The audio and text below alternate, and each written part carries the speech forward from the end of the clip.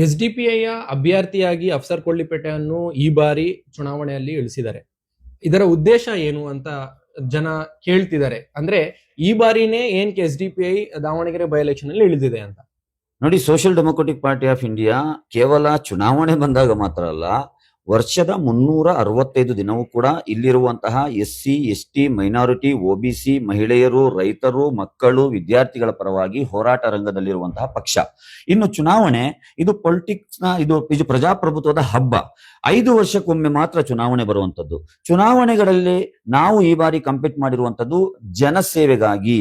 ಅನ್ನದಾನ, ರಕ್ತದಾನ, ಕನ್ಯಾದಾನಕ್ಕಿಂತ ಶ್ರೇಷ್ಠವಾದ ದಾನಗಳ ಸಾಲಿನಲ್ಲಿ ಸೇರುವಂತದ್ದು ಮತದಾನ. ಈ ಮತವನ್ನ ನೀವು ನಮ್ಮ ಪರವಾಗಿ ದಾನ ಮಾಡಿದ್ರೆ ನಿಮ್ಮಗಳ ಋಣವನ್ನ ತೀರಿಸಲಿಕ್ಕೆ ನಾವು ತಯಾರಿದ್ದೀವಿ ಎಂಬ ಸಂದೇಶವನ್ನು ಕೊಡ್ಲಿಕ್ಕೆ ಈ ಬಾರಿಯ ಚುನಾವಣೆಯಲ್ಲಿ ನಾನು ಚುನಾವಣಾ ಕಣದಲ್ಲಿದ್ದೇನೆ. ಅಫ್ಸರ್ ಕೊಡ್ಲಿಪೇಟೆ ಕಳೆದ 30 ವರ್ಷಗಳಿಂದ ಈ ಸಾಮಾಜಿಕ ಹೋರಾಟದಲ್ಲಿ ತನ್ನನ್ನು ತೊಡಗಿಸಿಕೊಂಡಿರುವಂತಹ ವ್ಯಕ್ತಿ. ಎಲ್ಲ ವರ್ಗದ ಜನರ ಹೋರಾಟದಲ್ಲಿ ನಾನು ಭಾಗವಹಿಸಿದ್ದೇನೆ. 2005ರಲ್ಲಿ ಬಾಬಾ ಬುಡನ್ಗಿರಿಯನ್ನ ಸೌಹಾರ್ದ ಕೇಂದ್ರವಾಗಿ ಉಳಿಸ್ಕೊಳ್ಬೇಕೆಂಬಂತಹ ಹೋರಾಟದಲ್ಲಿ ಗೌರಿ ಲಂಕೇಶ್ ಒಟ್ಟಿಗೆ ಅರೆಸ್ಟ್ ಆದಂತವನು ನಾನು.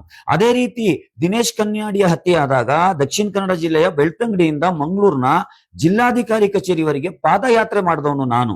ಅದೇ ರೀತಿ ರೈತ ವಿರೋಧಿ ಕರಾಳ ಕೃಷಿ ಕಾಯ್ದೆಗಳು ತಂದಾಗ ಕೋಡಿಹಳ್ಳಿ ಚಂದ್ರಶೇಖರ್ ಅವರ ನೇತೃತ್ವದಲ್ಲಿ ಬೆಂಗಳೂರಿನಲ್ಲಿ ನಡೆದಂತಹ ರೈತರ ಚಳುವಳಿಯಲ್ಲಿ ಭಾಗವಹಿಸಿದವನು ನಾನು. ದಿಡ್ಡಳ್ಳಿಯ ಆದಿವಾಸಿಗಳ ಮೇಲೆ ದೌರ್ಜನ್ಯ ಆದಾಗ ದಿಡ್ಡಳ್ಳಿಯಿಂದ ಬೆಂಗಳೂರಿಗೆ ಜಿಗ್ನೇಶ್ ಮೇವಾನಿ, ದಿವಂಗತ ಸ್ವಾತಂತ್ರ್ಯ ಹೋರಾಟಗಾರರಂತ ದೊರೆಸ್ವಾಮಿ ಮತ್ತು ಗೌರಿ ಲಂಕೇಶ್ ಅವರೊಟ್ಟಿಗೆ ಹೋರಾಟದಲ್ಲಿ ನಾನು ಭಾಗವಹಿಸಿದವನು. ಭೂಮಿ ಮತ್ತು ವಸತಿ ವಂಚಿತ ಜನರ ಹೋರಾಟದಲ್ಲಿ ಫ್ರೀಡಂ ಪಾರ್ಕ್ ನಲ್ಲಿ ಧರಣಿ ಸತ್ಯಾಗ್ರಹದಲ್ಲಿ ಭಾಗವಹಿಸಿದ ನಾನು. ಡಾಕ್ಟರ್ ಸರೋಜಿನಿ ಮಹಿಷಿ ವರದಿಯಲ್ಲಿ ಜಾರಿಗಾಗಿ ಆಗ್ರಹಿಸಿ ಕನ್ನಡಿಗರಿಗೆ ಖಾಸಗಿ ಉದ್ಯೋಗದಲ್ಲಿ ಮೀಸಲಾತಿಗಾಗಿ ಕನ್ನಡ ಪರ ಸಂಘಟನೆಗಳ ಒಕ್ಕೂಟದಲ್ಲಿ ನಡೆದಂತಹ ಹೋರಾಟದಲ್ಲಿ ಭಾಗವಹಿಸಿದನು ನಾನು. ಅದೇ ರೀತಿ ಕಾಂತರಾಜ್ ಕಮಿಷನ್ ವರದಿ ಜಾರಿಗಾಗಿ ಮತ್ತು ಒಳ ಮೀಸಲಾತಿ ಜಾರಿಗಾಗಿ ಉಡುಪಿಯಿಂದ ಬೆಳಗಾವಿಯವರೆಗೆ 10 ಜಿಲ್ಲೆಗಳ ಚಲೋ ಬೆಳಗಾವಿ ಸಾಮಾಜಿಕ ನ್ಯಾಯಕ್ಕಾಗಿ ಅಂಬೇಡ್ಕರ್ ಜಾಥಾದ ನೇತೃತ್ವ ವಹಿಸಿದನು ನಾನು. ಈ ರೀತಿ ಹಲವು ಹೋರಾಟದಲ್ಲಿ ನಾನು ನನ್ನನ್ನು ತೊಡಗಿಸಿಕೊಂಡಿದ್ದೇನೆ. ಹಾಗಾಗಿ ಈ ಚುನಾವಣೆಯಲ್ಲಿ ಈ ಅಹಿಂದ ವರ್ಗದ ಧ್ವನಿಯಾಗಿ ನಾನು ಚುನಾವಣಾ ಕಣದಲ್ಲಿದ್ದೇನೆ. ಒಳ್ಳೆಯ ವಾತಾವರಣ ಇದೆ. ಇಲ್ಲಿರುವಂತಹ ದಲಿತ ಸಹೋದರರು, ಕ್ರಿಶ್ಚಿಯನ್ ಸಹೋದರರು, ಮುಸ್ಲಿಂ ಸಹೋದರರು ನನಗೆ ಒಳ್ಳೆಯ ಉತ್ತಮ ರೆಸ್ಪಾನ್ಸ್ ಅನ್ನು ಕೊಡ್ತಾ ಇದ್ದಾರೆ. ಅವರ ಮನೆಯ ಮಗನಾಗಿ ನನ್ನನ್ನು ಸ್ವೀಕರಿಸಿದ್ದಾರೆ. ದಾವಣಗೆರೆ ನನ್ನ ಹೃದಯದಲ್ಲಿದೆ. ದಾವಣಗೆರೆಯಲ್ಲಿ ಕಳೆದ 8 ವರ್ಷದಿಂದ ನಾನು ಹೋರಾಟದಲ್ಲಿ ಭಾಗಿಯಾಗಿದ್ದೇನೆ. ಇಲ್ಲಿ ಬೆಂಗಳೂರಿನ ಕೋಗಿಲು ರೀತಿಯಲ್ಲಿ ಇಲ್ಲಿಯ ಹೆಗಡೆ ನಗರದ ನಿವಾಸಿಗಳು ನಿರಾಶ್ರಿತರಾದಾಗ ಅವರ ಪರವಾಗಿ ನಾನು ಹೋರಾಟ ಮಾಡಿದ್ದೇನೆ. ಹಾಗಾಗಿ ಈ ಬಾರಿ ಅಹಿಂದ ವರ್ಗದ ಧ್ವನಿಯಾಗಿ ಈ ಚುನಾವಣಾ ಕಣದಲ್ಲಿ ನಾನಿದ್ದೇನೆ. ಅಂದ್ರೆ ಈ ಸಲ ನಾವು ನೋಡಬಹುದು ಮೀಡಿಯಾದಲ್ಲಿ, ಸೋಷಿಯಲ್ ಮೀಡಿಯಾದಲ್ಲಿ ನಮ್ಗೆ ಎಲ್ಲ ಕಾಣ್ಲಿಕ್ಕಿದೆ. ಅಂದ್ರೆ ಕಾಂಗ್ರೆಸ್ ಈ ಸಲ ಮುಸ್ಲಿಂ ಸಮುದಾಯಕ್ಕೆ ಅನ್ಯಾಯ ಮಾಡಿದೆ ಅಂತ ಹೇಳ್ತಿದ್ದಾರೆ. ಅದೇ ಒಂದು ಉದ್ದೇಶದಿಂದ ನೀವು ಈ ಸಲ ಅಭ್ಯರ್ಥಿಯಾಗಿ ನಿಂತಿದ್ದೀರಾ, ಅಥವಾ ಏನಾದ್ರೂ ಕಾಂಗ್ರೆಸ್ ಮುಸ್ಲಿಂ ಸಮುದಾಯಕ್ಕೆ ಅಭ್ಯರ್ಥಿಯಾಗಿ ಏನಾದ್ರೂ ಅನೌನ್ಸ್ ಮಾಡಿದ್ರೆ ನೀವು ಕೂಡ ಸ್ಪರ್ಧೆ ಮಾಡ್ತಿದ್ರಾ? ಕಾಂಗ್ರೆಸ್ ಪಕ್ಷ ಇತಿಹಾಸದಲ್ಲಿ ಅಲ್ಪಸಂಖ್ಯಾತರನ್ನು ಮತ್ತು ದಲಿತರನ್ನು ಕೇವಲ ವೋಟ್ ಬ್ಯಾಂಕ್ ಆಗಿ ಮಾತ್ರ ಉಪಯೋಗಿಸಿಕೊಂಡಿದೆ ಹೊರತು ಅವರನ್ನ ರಾಜಕೀಯವಾಗಿ ಮೇಲೆತ್ತುವಂತಹ, ಸಾಮಾಜಿಕ ಶೈಕ್ಷಣಿಕವಾಗಿ ಮೇಲೆತ್ತುವಂತಹ ಯಾವುದೇ ಪ್ರಾಮಾಣಿಕ ಪ್ರಯತ್ನವನ್ನ ಮಾಡಿಲ್ಲ. ಆಫ್ಟರ್ 1992 ಈ ವರ್ಗದವರು ಸ್ವಲ್ಪ ಜಾಗೃತರಾಗಿ ಕಾಂಗ್ರೆಸ್ ಇಂದ ಏನು ವಿಮುಖರಾದ್ರು. Once upon a time Congress 400 seat ಗೆಲ್ತಾ ಬರ್ತಾ ಇತ್ತು ಪಾರ್ಲಿಮೆಂಟ್ ಅಲ್ಲಿ. ಆಫ್ಟರ್ 1992 ಅದರಲ್ಲಿ ಒಂದು 0 ಕಡಿಮೆ ಆಯ್ತು, 40 ಇಳಿತು ಆ ಸಂಖ್ಯೆ. ನಂತರ ಬೇರೆ ಬೇರೆ ಪ್ರಾದೇಶಿಕ ಪಕ್ಷಗಳು ಹುಟ್ಕೊಂಡು. ಹಾಗಾಗಿ ಕಾಂಗ್ರೆಸ್ನಿಂದ ಇಂತಹ ನಿರೀಕ್ಷೆ ಇಡುವಂತದ್ದು ದಡ್ಡತನ. ನಾವು ಫಸ್ಟ್ ಡೇ ಇಂದ ಹೇಳ್ತಾ ಇದ್ವಿ, ಇಲ್ಲಿ ಕಾಂಗ್ರೆಸ್ ನಿಮಗೆ ಬಹಳ ದೊಡ್ಡ ಮೋಸ ಮಾಡಿದೆ. ಒಂದೇ ಕುಟುಂಬಕ್ಕೆ ಪಾರ್ಲಿಮೆಂಟೇರಿಯನ್, ಒಂದೇ ಕುಟುಂಬಕ್ಕೆ ಮಿನಿಸ್ಟರ್, ಒಂದೇ ಕುಟುಂಬಕ್ಕೆ ಶಾಸಕರಾಗಬೇಕಂದ್ರೆ ಇಲ್ಲಿರುವಂತಹ ಅಹಿಂದ ವರ್ಗದವರು ಏನ್ ಗುಲಾಮರಾಗಿ ಬದುಕಬೇಕಾ? ನಮಗೆ ಫಸ್ಟ್ ಡೇನೆ ಗೊತ್ತಿತ್ತು ಇದು ಇದೇ ರೀತಿ ಆಗ್ಲಿಕ್ಕಿದೆ ಅಂತ ಹೇಳಿ. ಹಾಗಾಗಿ ನಾವು ಪ್ರಥಮ ದಿನದಿಂದಲೇ ಬಹಳ ಎಚ್ಚರಿಕೆಯ ಹೆಜ್ಜೆ ಇಟ್ಟು ಒಳ್ಳೆಯ ಅಭ್ಯರ್ಥಿಯನ್ನ ಈ ಬಾರಿ ಪಕ್ಷ ಚುನಾವಣಾ ಕಣಕ್ಕಿಳಿಸಿದೆ. ಇದು ನಿರೀಕ್ಷಿತ ಫಲಿತಾಂಶ, ಅನಿರೀಕ್ಷಿತ ಏನಲ್ಲ. ಇನ್ನು ಕಾಂಗ್ರೆಸ್ನ ಹಿಂದೆ ಹೋದ್ರೆ ಇಡೀ ಜೀವಮಾನದಲ್ಲೂ ಕೂಡ ನಿಮಗೆ ಅವರು ನಿಮ್ಮ ರೈಟ್ಸ್ ಅನ್ನ ಕೊಡೋದಿಲ್ಲ. ಅಂದ್ರೆ ಕಾಂಗ್ರೆಸ್ನ ಅಭ್ಯರ್ಥಿ ಸಮರ್ಥ್ ಏನಿದ್ದಾರೆ, ಅವರು ನಿಮ್ ಪ್ರಕಾರ ಏನು ಚುನಾವಣಾ ಒಂದು ಕಣದಲ್ಲಿ ಅವರು ಯಾವ ರೀತಿಯಲ್ಲಿ ಮುಂದೆ ಬರ್ಬೋದು? ಅಂದ್ರೆ ಅವ್ರ ಬಗ್ಗೆ ಏನ್ ಅನ್ಸುತ್ತೆ ನಿಮ್ಗೆ? ನೋಡಿ, ಅವರು ಸಮರ್ಥನೋ ಅಸಮರ್ಥನೋ ಜನ ತೀರ್ಮಾನ ಮಾಡ್ತಾರೆ. ಬೆಳಿಗ್ಗೆ ಎದ್ದು ಒಬ್ಬ ಚಿನ್ನದ ಸ್ಪೂನ್ ಅಲ್ಲಿ, ಬೆಳ್ಳಿ ಸ್ಪೂನ್ ನಲ್ಲಿ ತಿಂಡಿ ಮಾಡುವಂತಹವನು ಇಲ್ಲಿರುವಂತಹ ಸಾಮಾನ್ಯ ಜನರ ಬವಣೆಯನ್ನ ಯಾವ ರೀತಿ ಅರಿಯಲಿಕ್ಕೆ ಸಾಧ್ಯ? ಇದು ಜನರು ಮಾತಾಡ್ಕೊಳ್ತಾ ಇದ್ದಾರೆ. ಇದುವರೆಗೆ ಇಲ್ಲಿರುವಂತಹ ಕಾನ್ಸ್ಟಿಟ್ಯೂನ್ಸಿಲಿ ಅವರ ತಂದೆ ಗೆದ್ದು ಬಂದಿದ್ದಾರೆ, ತಾಯಿ ಗೆದ್ದು ಬಂದಿದ್ದಾರೆ, ತಾತ ಗೆದ್ದು ಬಂದಿದ್ದಾರೆ.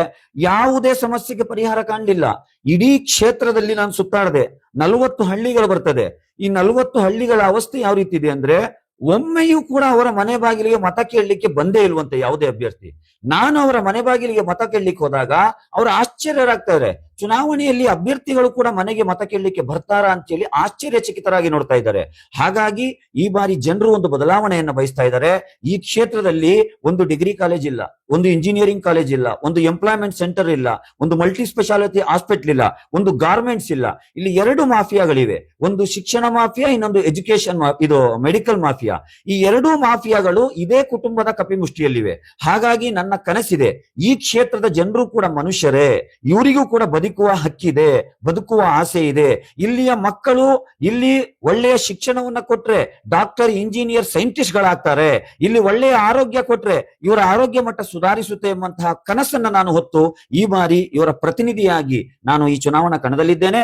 ಖಂಡಿತ ಕಾಂಗ್ರೆಸ್ಸಿನ ಏನು ಅದರಿಂದ ಬೇಸರಗೊಂಡಿರುವಂತಹ ಮತಗಳು ನನಗೆ ವರದಾನವಾಗಿ ಪರಿಣಮಿಸ್ತಾ ಇವೆ. ಎಲ್ಲರೂ ತಂಡೋಪತಂಡವಾಗಿ ವಾಲಂಟಿಯರ್ ಆಗಿ ನನಗೆ ಬೇಕಾಗಿ ಅವರು ಕೆಲಸ ಮಾಡ್ತಾ ಇದ್ದಾರೆ. ನಮ್ಮ ಪಕ್ಷದ ಒಂದು ಕಾರ್ಯಕರ್ತರ ಪಡೆನೇ ಇದೆ, ನಮ್ಮ ಹೋರಾಟದ ಹಿನ್ನೆಲೆನೇ ಇದೆ. ಅದರೊಟ್ಟಿಗೆ ಈ ಕಾಂಗ್ರೆಸ್ಸಿನಿಂದ ಏನು ಕೋಪಗೊಂಡಂತಹ, ಅದರಿಂದ ದ್ರೋಹಗೊಂಡಂತಹ, ಮೋಸಗೊಂಡಂತಹ ಓಟುಗಳು ನನಗೆ ಸರ್ಪ್ಲಸ್ ಆಗಿ ಬರ್ಲಿಕ್ಕಿದೆ. ಅಂದ್ರೆ ಈಗ ಮುಸ್ಲಿಂ ಸಮುದಾಯದ ನಾಯಕರು ಕೂಡ ಕಾಂಗ್ರೆಸ್ ಪಾರ್ಟಿಯಲ್ಲಿದ್ದಾರೆ, MLA ಗಳಿದ್ದಾರೆ. ನಾವು ನೋಡಿರ್ಬೋದು, ಅವರು ಬಂದು ಸಮಾಧಾನನೂ ಕೂಡ ಮಾಡಿ ಹೋಗಿದ್ದಾರೆ. ಅಂದ್ರೆ ಸಾದಿಕ್ ಪೈಲ್ವಾನ್ ಆಗಿರ್ಲಿ, ಇಲ್ಲಿರುವಂತದ್ದು ಮುಸಲ್ಮಾನ ಮತದಾರರಿಗೂ ಕೂಡ ಸಮಾಧಾನ ಮಾಡಿದ್ದಾರೆ. ಅದ್ರ ಬಗ್ಗೆ ಏನ್ ಹೇಳ್ತೀರಾ ನೀವು? ನೋಡಿ, ಸಮಾಧಾನಕ್ಕೆ ಒಂದು ಅರ್ಥ ಇರಬೇಕು. ಒಂದು ಮಗು ಅಳ್ತಾ ಇದ್ದಾಗ ಅವನಿಗೊಂದು ಚಾಕ್ಲೇಟ್ ಕೊಟ್ಟು ನಾವು ಸಮಾಧಾನ ಅಂತ ತಿಳ್ಕೊಳ್ತೇವೆ. ಚಾಕ್ಲೇಟ್ ಎಲ್ಲಿಯವರೆಗೆ ಬಾಯಿಯಲ್ಲಿರ್ತದೆ ಅಲ್ಲಿವರೆಗೆ ಮಾತ್ರ ಆ ಚಾಕ್ಲೇಟ್ ನ ರುಚಿ ಇರುವಂತದ್ದು. ಇಲ್ಲಿರುವಂತಹ ಅಹಿಂದ ವರ್ಗದವರ ಅಸಮಾಧಾನ ಏನ್ ಗೊತ್ತಾ?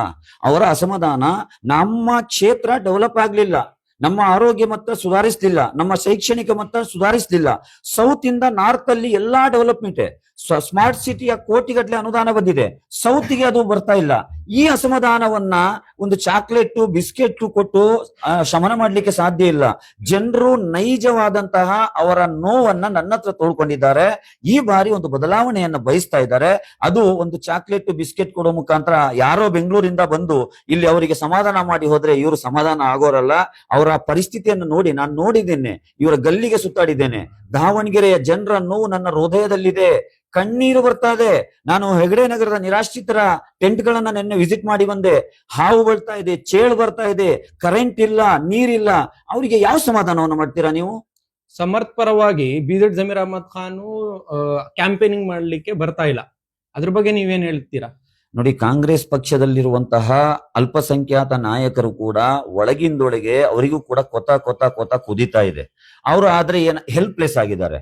ಹೈಕಮಾಂಡ್ ಯಾರೋ ಡಿಲ್ಲಿವಾಲ ಬಂದು ಕರ್ನಾಟಕದ ಕಾಂಗ್ರೆಸ್ಸಿನ ನಾಯಕರು ಮತ್ತು ವಿಶೇಷವಾಗಿ ಅಲ್ಪಸಂಖ್ಯಾತ ಸಮುದಾಯದ ಮೌಲ್ವಿಗಳ ಬಗ್ಗೆ ಡಿಗ್ರೇಡ್ ಆಗಿ ಮಾತಾಡ್ತಾನೆ. ಅವನ ಸಮುದಾಯದ 10 ಓಟ್ ಇಲ್ಲ ದಾವಣಗೆರೆ ಕಾನ್ಸ್ಟಿಟ್ಯೂನ್ಸಿಯಲ್ಲಿ. ಅವರ ಅಸಮಾಧಾನ ಒಳಗೊಳಗೆ ಇದೆ, ಹೊಗೆ ಆಡ್ತಾ ಇದೆ. ಅವರು ಒಳ್ಳದ ಮನಸ್ಸಿನಿಂದ ಬರ್ತಾ ಇದ್ದಾರೆ. ನೋಡಿದ್ರಲ್ಲ ನೀವು, ರಿಜ್ವಾನ್ ಅರ್ಷದ್ ಮತ್ತು ಸಲೀಂ ಅಹಮದ್ ರವರು 3 ಗಂಟೆಗೆ ನಾಮಿನೇಷನ್ ತಗೊಳ್ಳಿಕ್ಕೆ ಟೈಮ್ ಲಾಸ್ಟ್ ಇದೆ, ಇವ್ರು 4 ಗಂಟೆಗೆ ಬಂದು ಇಳಿತಾರಂದ್ರೆ ಇದು ಏನನ್ನ ತೋರಿಸುತ್ತೆ? ಅವರ ಒಳಗೂ ಕೂಡ ಅಸಮಾಧಾನ ಇದೆ. ಜನರು ಇದನ್ನ ಅಬ್ಸರ್ವ್ ಮಾಡ್ತಾ ಇದ್ದಾರೆ. ಇದೆಲ್ಲವೂ ಕೂಡ ನಾಟಕ. ಇಲ್ಲಿ ಗಂಡ ಹೆಂಡತಿ ಜಗಳದಲ್ಲಿ ಕೂಸು ಬಡವಾಯ್ತಂತೆ. ಇವರ ನಾಟಕದಲ್ಲಿ ಇಲ್ಲಿಯ ಮತದಾರರು ಬವಣೆಗೊಳಗಾಗ್ತಾ ಇದ್ದಾರೆ. ಹಾಗಾಗಿ ಈ ನಾಟಕಗಳೆಲ್ಲ ಇವತ್ತು ನಡೆಯಲ್ಲ. ಗೋ ಬ್ಯಾಕ್ ಎಂಬಂತ ಸ್ಲೋಗನ್ಸ್ ಬಂದಿದೆ ಇವತ್ತಿಲ್ಲಿ. ಇದು ಯಾರು? ನಾವು SDP ಅವ್ರು ಮಾಡಿದಲ್ಲ, ನಿಮ್ಮದೇ ಪಕ್ಷದ ಕಾರ್ಯಕರ್ತರು. ಹಾಗಾಗಿ ಕಾಂಗ್ರೆಸ್ಸಿನ ಏನು ತುಳಿತಕ್ಕೊಳಗಾದಂತಹ, ದಮನಕ್ಕೊಳಗಾದಂತಹ, ನೋವಿಗೊಳಗಾದಂತಹ ಹಲವಾರು ಯುವಕರು ತಂಡೋಪತಂಡವಾಗಿ ನನಗೆ ಇವತ್ತು ಸಮರ್ಥನೆಯನ್ನ ನೀಡ್ತಾ ಇದ್ದಾರೆ, ನನಗೆ ಬೆಂಬಲವನ್ನು ಕೊಡ್ತಾ ಇದ್ದಾರೆ. ಈ ಬಾರಿ ಒಂದು ಬದಲಾವಣೆ ಖಚಿತ. ಯಾರು ಎಲ್ಲಿಂದ ಡೆಲ್ಲಿಯಿಂದ ಬಂದು ಇಲ್ಲಿ ಜನರನ್ನ ಬದಲಾಯಿಸಲಿಕ್ಕೆ ಸಾಧ್ಯ ಇಲ್ಲ. ಜನರು ತೀರ್ಮಾನ ಮಾಡ್ತಾರೆ. ಜನರು ಈ ಬಾರಿ ಬದಲಾವಣೆಯನ್ನ ಬಯಸ್ತಾ ಇದ್ದಾರೆ. ದಾವಣಗೆರೆ ಮತದಾರರಿಗೆ ನಿಮ್ಮ ಸಂದೇಶ ಏನಿದೆ? ನನ್ನ ಸಂದೇಶ ಇಷ್ಟೇ, ಈ ಬಾರಿಯ ಚುನಾವಣೆ ಇದು ನಮ್ಮ ಸ್ವಾಭಿಮಾನದ ಚುನಾವಣೆ. ಇಡೀ ಕರ್ನಾಟಕ ಅಲ್ಲ, ಇಡೀ ಭಾರತ ದೇಶ ನಿಮ್ಮ ಕಡೆ ದೃಷ್ಟಿಯನ್ನ ನೆಟ್ಟಿದೆ. ಈ ಬಾರಿ ಬದಲಾವಣೆಯನ್ನು ನೀವು ತರಲಿಲ್ಲ ಅಂದ್ರೆ ಇನ್ನು 50 ವರ್ಷ ಗುಲಾಮತನಕ್ಕೆ ನೀವು ಹೋಗ್ಬೇಕಾಗ್ತದೆ. ನನ್ನ ಒಂದು ಸ್ಪಷ್ಟವಾದ ಸಂದೇಶ, ನಿಮ್ಮ ಮತ ಅದು ನಿಮ್ಮ ಕಾನ್ಸ್ಟಿಟ್ಯೂಷನಲ್ ರೈಟ್ಸ್, ನಿಮ್ಮ ಸಾಂವಿಧಾನಿಕ ಹಕ್ಕು. ಅದನ್ನ ಸರಿಯಾದ ಅಭ್ಯರ್ಥಿಯಾದ ಅಫ್ಸರ್ ಕೊಡ್ಲಿಪೇಟೆ ನಿಮ್ಮ ಸೇವಕನಾಗ್ಲಿಕ್ಕೆ ತಯಾರಿದ್ದಾನೆ. ನನ್ನ ಪರವಾಗಿ ನೀವು ಚಲಾಯಿಸಿ. ನೀವು ಮಂಗಳೂರಿನಲ್ಲಿರ್ಬೋದು, ಬೆಂಗಳೂರಿನಲ್ಲಿರ್ಬೋದು, ತುಮಕೂರಿನಲ್ಲಿರ್ಬೋದು, ಚಿತ್ರದುರ್ಗದಲ್ಲಿರ್ಬೋದು, ಎಲ್ಲೇ ಇರಿ ನೀವು 9ನೇ ತಾರೀಕು ನಿಮ್ಮ ಮನೆಗೆ ಬನ್ನಿ. ನಿಮ್ಮ ಕಾನ್ಸ್ಟಿಟ್ಯೂನ್ಸಿಗೆ ಬನ್ನಿ, ಈ ಉಪಚುನಾವಣೆಯಲ್ಲಿ ತಮ್ಮ ಅಮೂಲ್ಯವಾದ ಮತವನ್ನ ನನಗೆ ದಾನ ನೀಡಿ ನಾನು ನಿಮ್ಮ ಋಣವನ್ನ ತೀರಿಸಲಿಕ್ಕೆ ಕಟಿಬದ್ಧವಾಗಿ ಕೆಲಸ ಮಾಡ್ತೇನೆ ಎಂಬಂತ ಸಂದೇಶವನ್ನ ನಿಮ್ಮ ವಾಹಿನಿ ಮುಖಾಂತರ ದಾವಣಗೆರೆ ದಕ್ಷಿಣ ವಿಧಾನಸಭಾ ಕ್ಷೇತ್ರದ ಪ್ರತಿಯೊಬ್ಬ ಮಹಿಳಾ ಮತ್ತು ವಿದ್ಯಾರ್ಥಿ ಮತ್ತು ಹಿರಿಯ ಮತದಾರರಿಗೆ ನಾನು ತಿಳಿಸ್ಲಿಕ್ಕೆ ಬಯಸ್ತಾ ಇದ್ದೀನಿ. ನಿಮ್ಮ ಚಿಹ್ನೆ ಮತ್ತೆ ನನ್ನ ಚಿಹ್ನೆ ಪ್ರೆಷರ್ ಕುಕ್ಕರ್. ಚುನಾವಣಾ ಸೀರಿಯಲ್ನ ಕ್ರಮ ಸಂಖ್ಯೆ 4. ಪ್ರತಿ ಮನೆಯಲ್ಲೂ ಕುಕ್ಕರ್ ಇದೆ.